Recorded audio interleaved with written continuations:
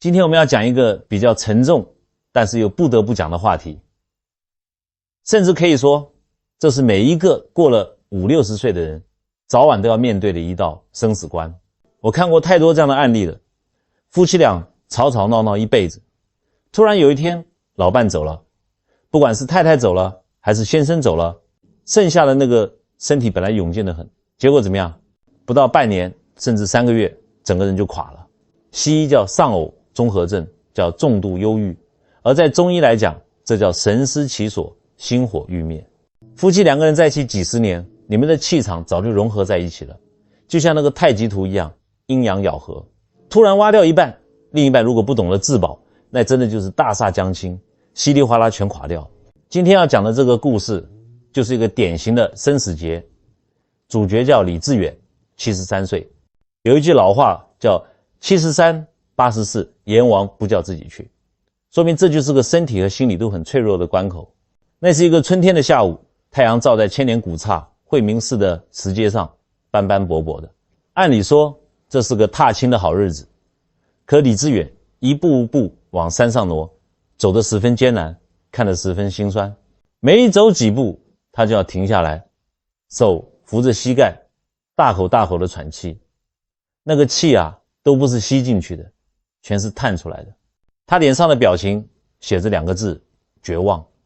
那是只有失去至亲的人眼里才会有的那种灰蒙蒙的神色。原来就在3个月前，陪了他整整48年的老伴王慧兰得病往生了。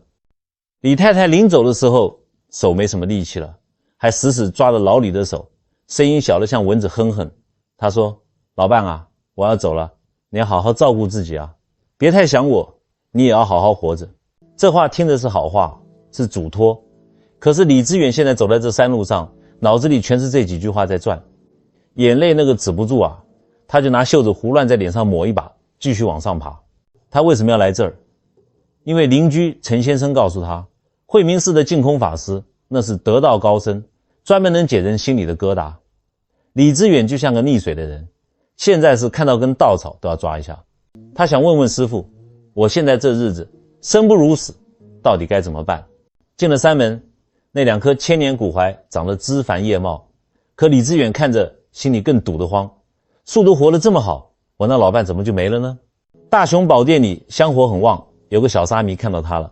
这小师父心善，看着老人家满脸泪痕，魂不守舍的就问他找谁。李志远嗓子都是哑的，哽咽地说：我想见见净空法师。小沙弥把他领到了后院，那后院是个清净地，竹林摇曳，鸟语花香。净空法师正坐在那儿给一群信众讲经呢。这法师60来岁，胡子眉毛都花白了，但是那个眼神透亮，一看就是有大智慧的人。法师正在讲，世间万物生老病死，那都是自然规律，我们要学会接受，学会放下。李志远躲在人堆后面，听着这些话，心里稍微那个劲儿缓过来一点点。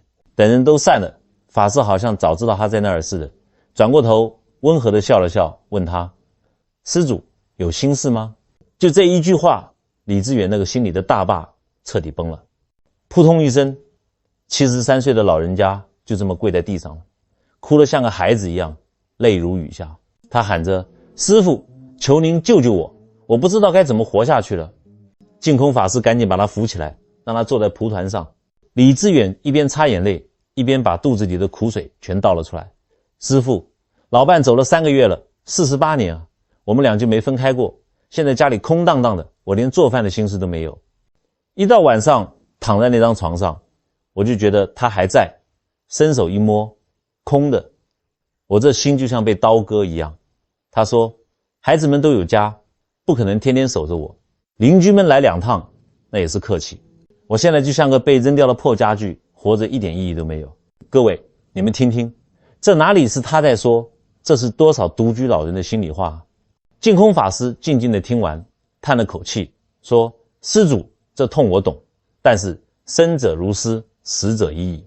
你这么沉浸在痛苦里拔不出来，你有没有想过，你老伴在天之灵，他愿意看你这副人不像人，鬼不像鬼的样子吗？李志远愣住了。法师接着问，他临终前让你好好活，你觉得你现在这样是不是辜负了他？这句话像重锤一样砸在李志远心口。确实，老伴最怕的就是他照顾不好自己。李志远无助地说：师父，我也想振作，可我真的不知道该怎么做啊。这时候净空法师站了起来，走到窗边，看着远处的山，突然提到了重点。他说：施主，你知道观世音菩萨的普门品吗？菩萨大慈大悲，对于像你这样失去老伴的人，那是特别有一番开示的。李志远眼睛亮了，那是希望的光。法师转过身，表情变得非常严肃，但是这些开示不是哄你开心的。观音菩萨曾经托梦告诉一位老者，在这个节骨眼上有3件事是万万做不得的。这3件事如果做了，不仅你会晚年凄凉，还会影响你老伴在那边的安宁，甚至影响你们来世的福报。李志远一听急得不行，是哪3件事？师父快告诉我。净空法师却摇了摇头，这个不能轻易说，你要先明白一些道理，心不静听了也白听。就在这时候，又来了一位老太太，姓张，也是满头白发，她是来还愿的。这位张师姐一看李志远的痛苦样，就说：李先生，我也是过来人，我不久前跟你一模一样，我家那口子走了，我也想跟着去，多亏了师父指点。李志远赶紧问：那你是怎么走出来的？张师姐看了看法师，法师点了点头。张师姐说：师父当时也是跟我说了那3件绝对不能做的事，我照着做了，避开了那些忌讳，现在心里才安稳下来。这一说，李志远更是心急如焚，心跳都加速了。到底是哪3件？能不能告诉我？这时候天色暗下来了，夕阳西下，禅房里点起了一盏莲花灯，光线昏昏暗暗的，特别有一种神秘的氛围。净空法师看着焦急的李志远，轻轻摇了摇头，说了一句特别让人抓心挠肝的话：两位施主，今日天色已晚，有些道理急不得，你们明日一早再来，我会在大雄宝殿把这3件关乎生死的大事讲给你们听。李志远虽然失望，但也只能答应。走出寺庙的时候，夜幕降临，李志远这一路上脑子里就像翻江倒海一样，他在想菩萨到底说了哪3件事？为什么这么严重？为什么说做了就会影响老伴的投胎转世？这一个晚上，李志远辗转反侧，怎么都睡不着，那个心里像长了草一样，就想知道那3件救命的事到底是啥。第二天一大早，天刚蒙蒙亮，李志远就爬起来了。他跑到大雄宝殿的时候，净空法师正在做早课，那木鱼声嘟嘟嘟，听着特别让人心静。可是李志远心不静啊，他站在门口，像个犯了错的小学生，等着老师训话一样。等早课做完了，净空法师转过身，看见李志远顶着2个大黑眼圈站在那儿，就笑了。法师说：施主来得真早啊。李志远赶紧迎上去说：师父，我这一宿都没合眼，满脑子都是您昨天说的话，求您快告诉我吧，第1件不能做的事到底是什么？这时候那位张师姐也来了，她经过一晚上的休息，看着精神头比李志远好多了，看来她是真听进去了，睡了个好觉。净空法师看着这2位老人，神情变得非常严肃。他走到观音菩萨像前，上了3炷香，那烟气袅袅升起来。法师转过身，伸出1根手指头，缓缓地说出了第1件禁忌。这几个字大家都要竖起耳朵听好了。第1件事，绝对不能怨天尤人。就这4个字，很多人可能觉得，我还以为什么天大的秘密呢，不就是不要抱怨吗？且慢，你们不知道这背后的利害关系。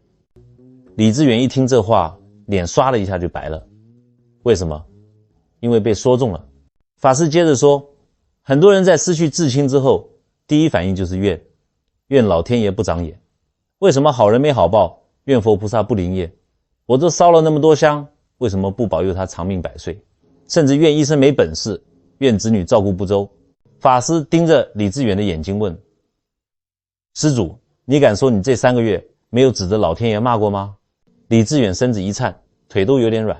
他想起来了，老伴刚走的那几天，他看着家里的观音像，那是越看越生气。他甚至指着佛像喊：我拜了你一辈子，你就这么对我，你到底有没有眼睛啊？他低下头，声音都在抖：师父，我确实骂过，我觉得老天爷对我太不公平了，我们就想白头偕老，怎么就这么难？各位，这就是问题的核心。净空法师叹了口气，语重心长地说：施主啊，这就是在给自己下毒啊。法师解释道：生老病死那是天地的规矩，连佛陀当年都要事先涅槃，都要走这一招，何况我们凡夫俗子，你怨天尤人，就是在跟天道对着干。这就好比一个人对着天空吐口水，这口水最后落在谁脸上？还是落在你自己脸上嘛。我在讲台上常跟你们讲中医，这时候就要用到了。你们想，当一个人处于怨恨的状态时，他身体里是什么反应？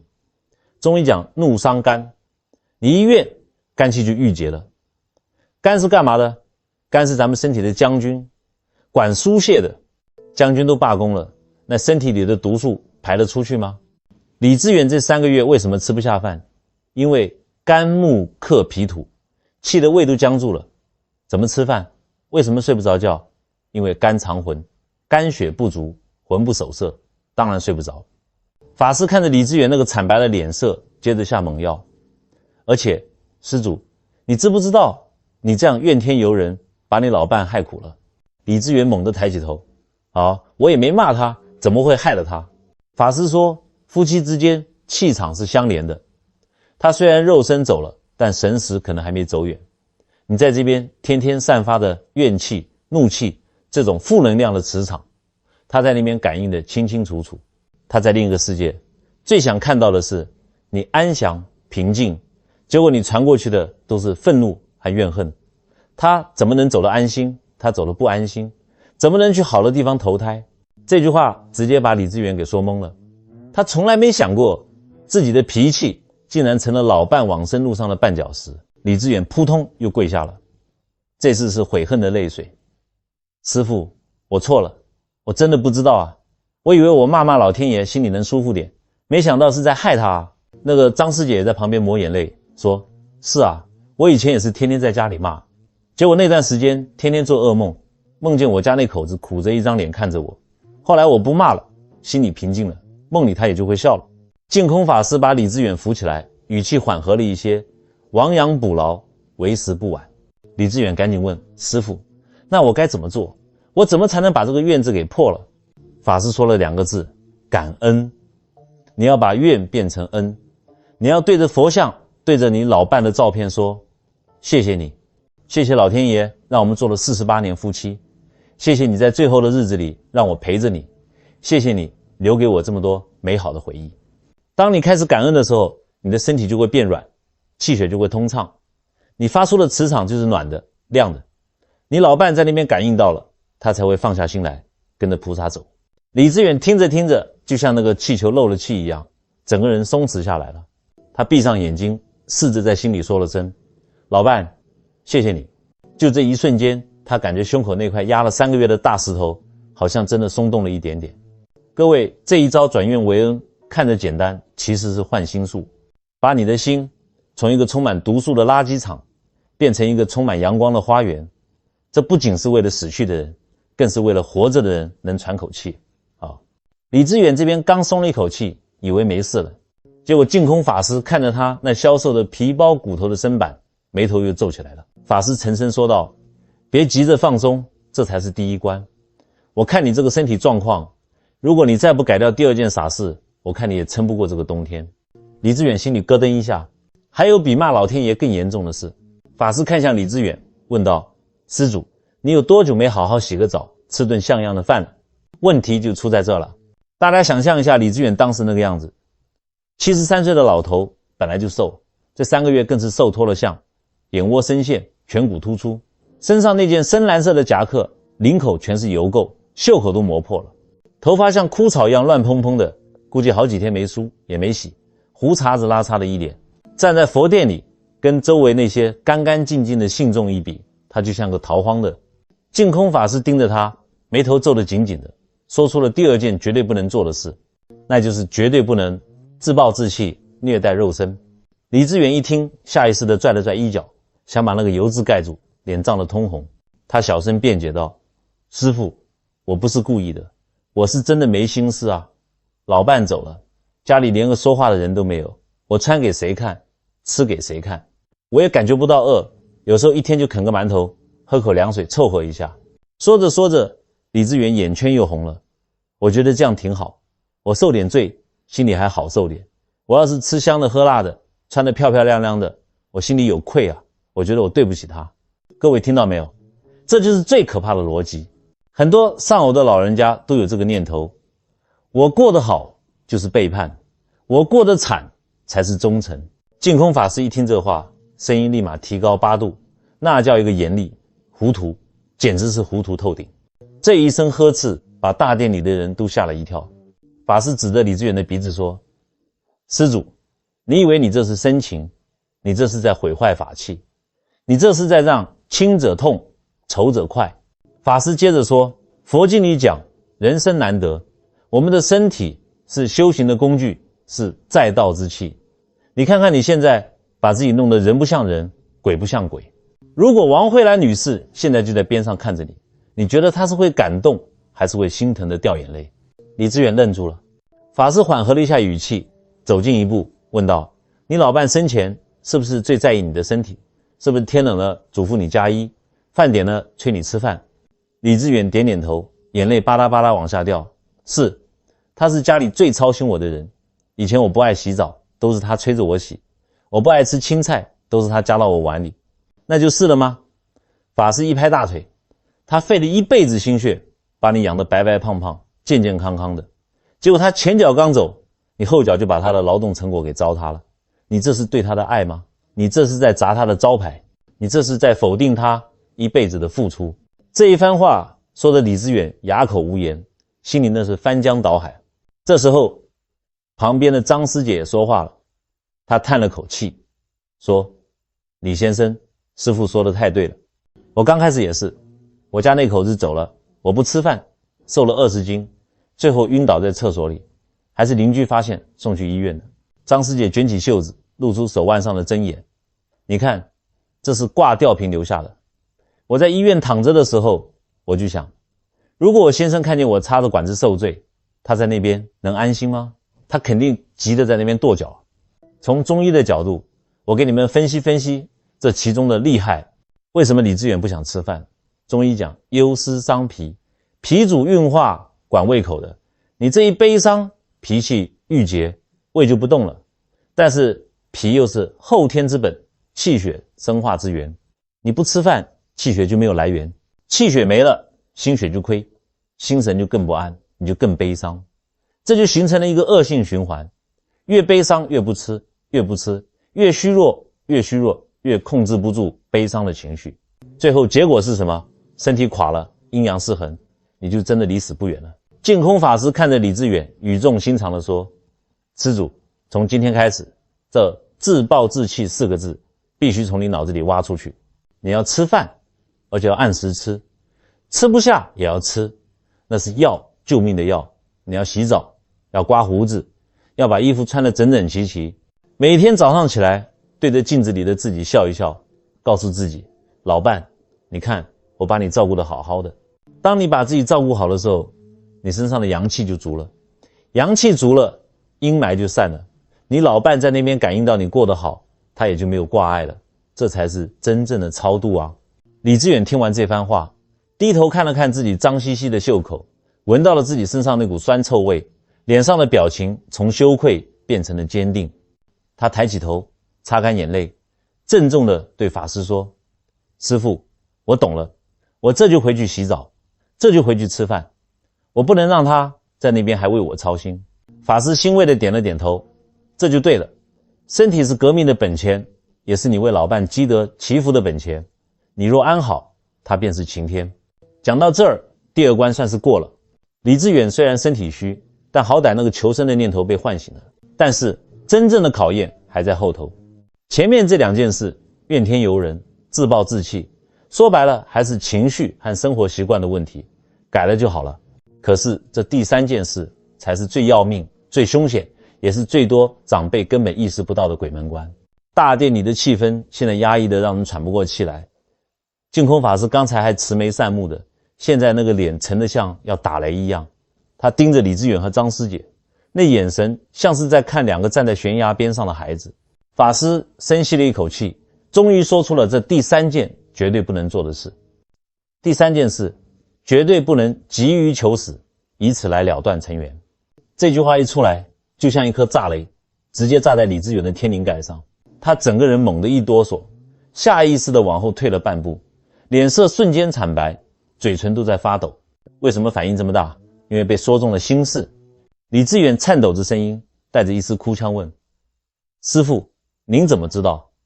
我确实想过，这3个月太苦了，我就想着，我要是吞把安眠药，是不是一闭眼就能看见慧兰了，我们就又能在一起了。旁边的张师姐也低下了头，小声说：我也想过，我觉得活着没意思，不如早点去那边伺候她。糊涂，简直是糊涂至极。净空法师突然一声大喝，把香炉里的香灰都震得落了一层。法师指着他们，痛心疾首地说：你们以为死了就能团聚，你们以为那边是菜市场，想见谁就见谁。我告诉你们，如果是自杀或者带着执念急着去死，你们不仅见不到老伴，反而会和他永生永世不得相见。李志远吓傻了。啊，为什么？我们不是夫妻吗？法师平复了一下情绪，开始讲这里面的因果逻辑。这也就是我们命理学和佛学里最核心的规则。施主，你听好了，生命是定数，也是功课。你的阳寿未尽，如果你强行了断，这叫杀生，而且杀的是你自己。在佛法里，自杀的罪业极重。你的老伴如果是寿终正寝，他是顺应天道走的，他可能已经去了善道，或者在等待轮回，他的频率是轻盈的、上升的。而你如果是因为无法忍受痛苦而自杀，你是带着满身的怨气、戾气和罪业走的，你的频率是沉重的、下坠的。法师做了一个手势，2只手向相反的方向分开，一个往上升，一个往下坠。你们怎么相见？这就好比他在天堂看风景，你却掉进了黑漆漆的枯井里，不仅见不到，甚至连感应都断了。各位听懂了吗？我在看相算命的时候，最怕遇到这种想不开的人。从中医讲，这叫绝气。你想啊，夫妻本是同林鸟，气场是相通的。老伴在那边，如果感应到你为了他自杀，他会背上多大的心理包袱？这会变成他的业障，拖着他不让他超生。你这不是去爱他，你这是在用你的死给他带上一副沉重的枷锁。李志远听完这番话，整个人像瘫了一样跪坐在地上。他原本以为死是最后的浪漫，是最后的解脱，没想到这竟然是最深的伤害，是把2个人推得更远的罪魁祸首。他哭着喊道：师父，我不知道啊，我真不知道后果这么严重，那我该怎么办？我不想跟他分开啊。净空法师看着他悔恨的样子，语气终于软了下来。不想分开，那就好好活着。法师走过去，轻轻拍了拍李志远的肩膀。只有你把这一世的寿数活满，把你该受的苦受完，把你该修的福修够，等到瓜熟蒂落的那一天，你干干净净无牵无挂的走，那时候你们才有可能在同一个层面上重逢。活着不仅仅是为了你自己，更是为了给你们将来的重逢积攒路费啊。这句话一下子把李志远的心灯给点亮了。积攒路费，是啊，如果没有功德，没有福报，拿什么去见他？李志远擦干了眼泪，眼神里第一次有了光，那是求生的光，是坚定的光。他重重地磕了3个头。师父，我懂了，我不死了，我要好好活，我要活到100岁，我要多做善事，多积福报，等我以后堂堂正正地去见他。张师姐在旁边抹着眼泪点头，我也要好好活，不能让我家老头子在那边替我着急。大殿里原本压抑的气氛一扫而空，夕阳的余晖洒进来，照在李志远那张虽然憔悴但已经不再绝望的脸上，显得格外庄严。净空法师欣慰地笑了：阿弥陀佛，善哉善哉，死念一消，生机自来。但是故事到这里还没完，知道了不能做什么，这只是止血。李志远现在虽然不想死了，但他身体还是垮的，心里还是空的。漫漫长夜，孤单一人，他具体该怎么过？净空法师看着这2位重获新生的老人说：既然死志已去，那我就教你们3招救命法，只要照着做，保证你们晚年安康，不仅自己享福，还能荫泽子孙。这3招是什么？这可是真正的回春术，不仅是佛法，还融合了中医养生和风水改运的绝学。第一，贴药清扫阴霾，让阳气进屋。法师竖起第一根手指，第一件事，回去之后把家里的卫生彻底清理一遍。李志远一愣，打扫卫生，这算什么修行？法师摇头，这可不是普通的打扫。你们想想，老伴走了，家里是不是充满了悲伤的气息？很多人舍不得动亡人的东西，屋子里堆得满满当当，窗帘也不开，常年不见阳光。在中医和风水里，这叫积阴。房子是你们的第二层皮肤，如果房子里全是灰尘、杂物、旧东西，气场就流通不起来，气不流则滞，滞则生病。法师给出了具体的指令：一、扔，把那些没有用的、过期的、破损的东西统统清理出去，尤其是那些带着病气的旧药罐子、旧衣服，除了留几件做纪念，其他的该送人送人，该处理处理。二、晾，每天早上必须拉开窗帘，把所有的窗户都打开，通通气，让太阳晒进来，阳光就是最大的阳气。各位，这一招太高明了。中医讲湿气重则阳气衰，一个阴暗潮湿的房间最容易滋生细菌和霉菌，老人家住在这种环境里，肺部和关节怎么能好？打扫卫生其实就是在动，你一动，阳气就生发了。当你把窗明几净弄好的那一刻，你心里的那个灰尘其实也被扫掉了一半。第二，贴药，借假修真，把思念变成功德。法师接着说第二点，我知道你们想念老伴，想念是堵不住的，但是我们可以给他换个出口。以前你们想他就是哭，就是叹气，这叫消耗。从今天起，你们要把思念变成念经。法师拿出一本小册子递给李志远，这是普门品和阿弥陀经，你想他的时候不要哭，就把经书拿出来念，念完之后你要说一段话，愿以此功德回向给我的老伴王慧兰，愿他离苦得乐，往生净土。李志远接过经书，手有点抖，师父，这真的管用吗？法师看着他的眼睛，非常管用。你想想，你以前哭他是能听到的，他听了只会心碎。现在你念经，你是送给他一份礼物，是给他送去金光和福报，这叫爱的升华。这一招在中医里叫移情易性。悲伤是伤肺的，但是诵经需要专注，需要调息。当你大声朗读的时候，其实是在锻炼肺气，而且当你觉得自己在帮助老伴的时候，你就从一个受害者变成了给予者，你的心理地位变了，你的能量场就从索取变成了付出，这会让你的内心变得强大。第三，贴药，行善积德，活成一束光。法师最后说，这第三点是最重要的。人为什么觉得自己老了没用？因为觉得自己是个累赘。想要不痛苦，唯一的办法就是让自己被需要。法师看着两位老人，你们虽然年纪大了，但腿脚还利索，回去之后不要总闷在家里，去社区做做义工，去公园教教年轻人打太极，或者哪怕是把小区里的垃圾捡一捡。每当你做了一件好事，你就在心里默念，老伴，这是我替你做的。李志远眼睛亮了，替他做。法师点头，你们是夫妻，一体同心，你做的善事，功德有他的一半。你活得越有价值，大家越尊敬你，你老伴在那边就越有面子。这叫什么？这叫通阳。人是社会性动物，当你走出去跟人打交道，帮助别人的时候，你的心是打开的，你的阳气是向外发散的，这比吃什么人参鹿茸都管用。心安则血畅，血畅则神归。李志远听完这三招，深吸了一口气，他感觉自己不再是一个等死的老头，而是一个身负重任的修行者。他有任务了，他要打扫卫生，他要念经回向，他要替老伴行善积德。他站起来，这一次腿脚利索多了，他冲着净空法师深深鞠了一躬。师父，我懂了，我这就回去，我要把这个家撑起来，我要让慧兰在那边看着我笑。看着李志远大步走出大殿的背影，那个原本佝偻的身躯此刻竟然挺得笔直。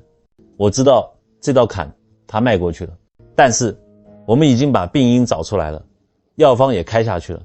可1年以后，李志远到底发生了什么变化？这三招真的能改变命运吗？中医治病讲究效不更方，如果方向对了，身体自然会给你反馈。时间过得很快，转眼1年过去了，又是春暖花开的季节，惠民寺的千年古槐又抽出了嫩绿的新芽。这一天，大雄宝殿门口走来了一位老者，如果你们现在看到他，绝对认不出这就是1年前那个像枯树皮一样的李志远。现在的他穿着一身干干净净的浅灰色中山装，头发梳得整整齐齐，虽然全白了，但闪着荧光。最关键的是他的脸色红润有光泽，我们中医讲这叫隐隐含光，是胃气充足、心肺功能强大的表现。他走起路来虎虎生风，手里还拎着一大袋水果，正笑呵呵地跟路边的小沙弥打招呼。净空师父，我来还愿了。李志远中气十足地喊了一声。正在店内打坐的净空法师睁开眼，看到这一幕，欣慰地笑了。李志远走进店内，恭恭敬敬地上了3炷香，然后转身对师父说：师父，您那3贴药神了。原来这1年里，李志远严格执行了师父的教诲，他每天把家里收拾得一尘不染，窗户大开，阳光晒得满屋子暖洋洋的。他每天早晚念诵普门品，把对老伴的思念化作了经声。更重要的是，他成了社区里的大忙人。谁家2口子吵架了，他去劝；小区里的流浪猫狗，他去喂。他还组织了一帮老先生、老太太，每天早上在公园打太极拳。大家都说李阿伯，您这精气神比年轻人还好。李志远笑着对师父说：师父，以前我觉得老伴走了，我是个没用的废人，现在我觉得他好像就在我身边。每当我做了一件好事，我就觉得他在对我笑，我现在活得特别踏实。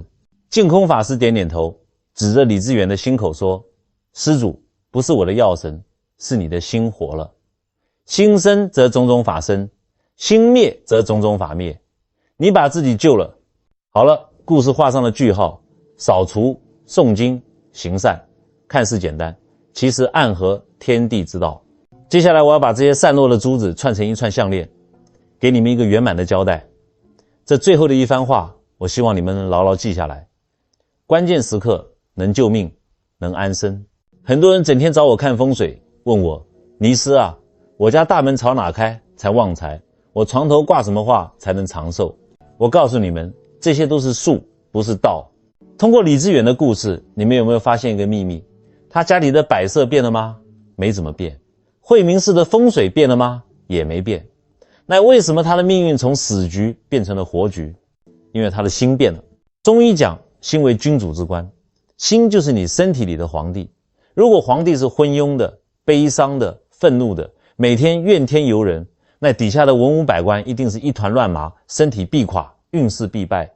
但是当李志远开始行善积德，当他开始为了老伴而活，为了众生而付出的时候，他的这位皇帝就变成了明君。